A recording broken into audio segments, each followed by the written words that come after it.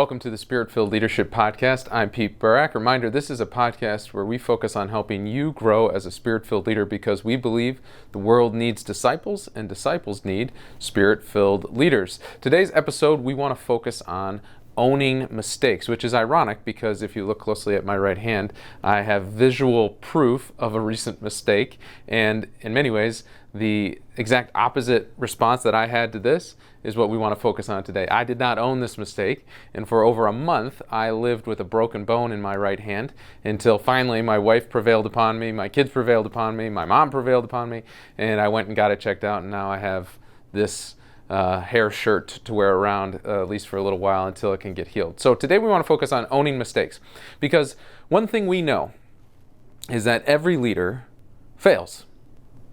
Maybe not all the time, but there will be failure. There will be mistakes that come through your leadership. And not every mistake is created equal, right? And today I don't want to focus so much upon kind of like sinful behavior. There's robust teaching within the church and an understanding of when we sin, what we are supposed to do about it. And several of the things I'm going to recommend when a mistake emerges also apply to sinful behavior. But I'm just going to take it as an assumption that we don't want to sin. As spiritual leaders, we are trying to actively avoid, actively flee from all evil and not sin.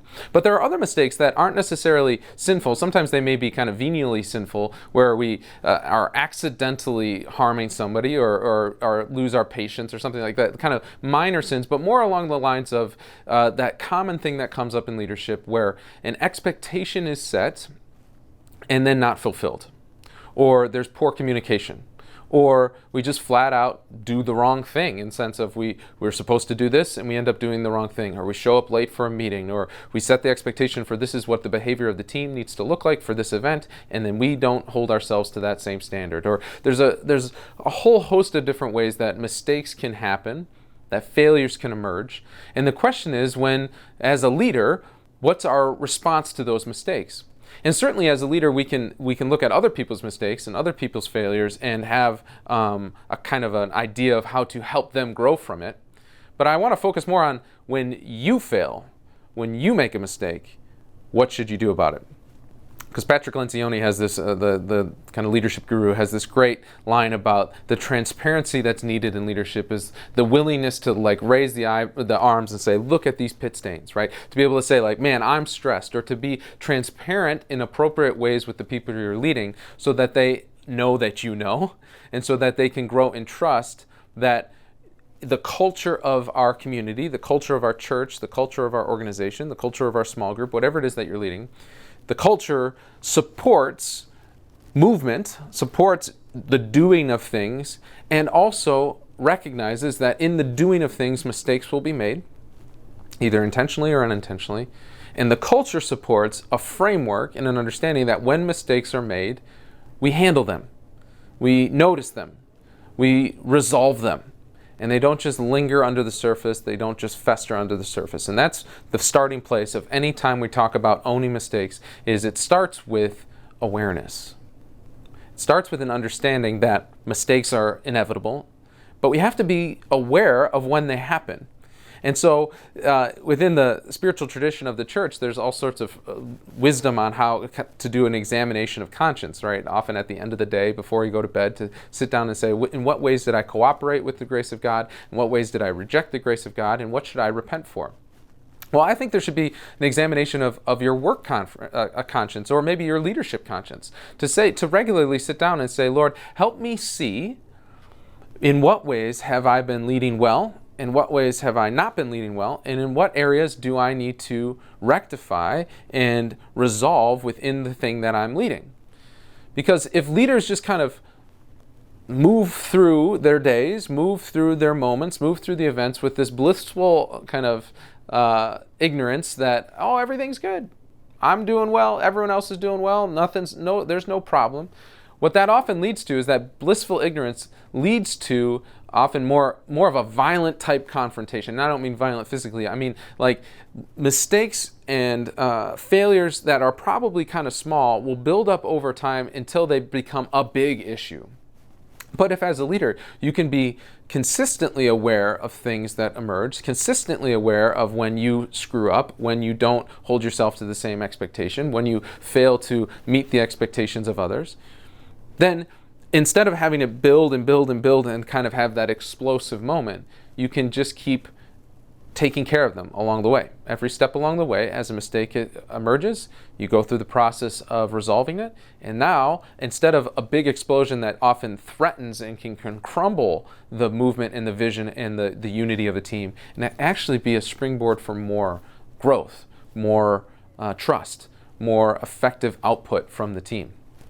Just recently, we as a team had been doing an event where we had communicated with amongst the team here at ID that this was a very important event to us and that we wanted everybody to be involved and we wanted everyone to make it a priority to show up and be their best selves and to help with the setup and the execution of the event and the cleanup. And there was lots of understanding about that, and we had good communication. You're going to bring this, and you're going to bring that, and you're going to bring this.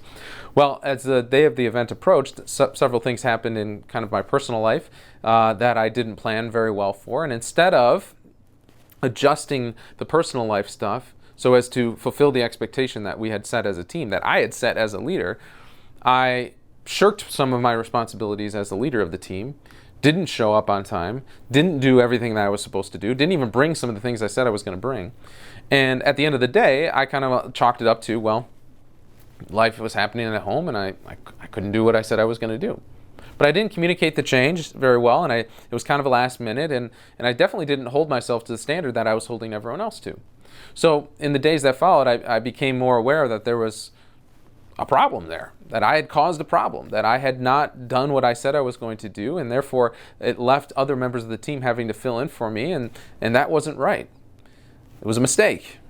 It was a failure on my part, and now it's time to own it. So using this as an example, I want to give you 5 kind of tips, 5 things to keep in mind when it's time to own a mistake as a leader. The first one is what I literally just said. You have to own it. You have to be aware of it, but then you have to kind of receive and lay hold of your part in the problem. Not to excuse it away, not to kind of ignore it. So it's like, oh, it'll be okay. But to say, no, I didn't do what I was supposed to do here. Or I shouldn't have said the thing I said that at that moment. Or my behavior towards you wasn't right. To really, truly say, to own your part in the problem. And when you own it, it's not the time to say, okay, yes, I did this, but. No. Just say, I did this. Full stop. This is, and I shouldn't have done it. Which leads into the second thing, is to then express legitimate contrition. So own it first and then express contrition. I'm sorry. I should not have acted that way. I'm sorry that I let you down. I'm sorry that you had increased work. I'm sorry that I forgot to do this. I'm sorry I missed the deadline. To legitimately say, I apologize for the mistake. I own it and I apologize. Third is to then couple that acknowledgement and that contrition with, I want to do better. And I'm going to strive to do better. And I don't ever want to do this again. So for me, like with this event, I own my part. I should have communicated better. I should have been there on time, and I should have remembered to bring the things. I'm sorry for that, and I'm sorry the burden that it put on you, and I'm sorry for the way that I didn't live up to our expectations. And I'm going to do better, and I'm going to change what I need to change in order to not have this happen again. Fourth is often we need to just ask for forgiveness. Now, sometimes the mistakes are so kind of not very serious that maybe forgiveness seems kind of extreme, but I found over and over again to be able to look somebody in the eye or through an email or text and just say, will you forgive me? Because the thing about expressing contrition is one thing, I'm sorry for it, that's great, but that still kind of leaves the potential for a rift in the relationship. What forgiveness does by asking for forgiveness is you're putting yourself humbly before them and saying, I want to use this moment as a springboard for a greater relationship, or more trust, more accountability. And so I've harmed you, I've wronged the situation, I haven't upheld my end of the bargain. Now will you forgive me? And it's kind of scary, and it seems sometimes a little silly to be able to say, I'm sorry, will you forgive me? But I tell you what, my experience in life is then that people are very honored by that. They're very often surprised by it, because most of the time we go through life just kind of saying, I'm sorry, I'm sorry, I'm sorry, but never asking for the next step of forgiveness. So we need to own it. We need to express contrition. We need to acknowledge and say, I want to do better, and then ask for forgiveness. And then finally, once forgiveness has been given and received, is to clarify the expectations moving forward. And this is often the chance then, once forgiveness has been extended and received, to then say, okay, and now's the time to explain kind of how it came to be. To look at the problem and say, what do we need to do so that this never happens again? So do it more from a growth mindset than a revisiting the past. It's less of saying, oh, well, the reason this all happened is because my kid got sick or whatever. It's more, think about it, it's like, if and when something like kids getting sick or things come up in the future that threaten the expectations, what do we need to do to adjust those expectations now?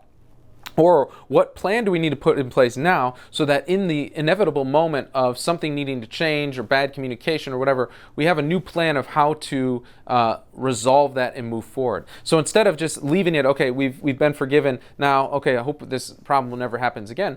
Well, if it's a problem that hypothetically could be repeated because of various circumstances, well, come up with a plan, and now's the time to clarify, okay, this is what happened that led to this mistake.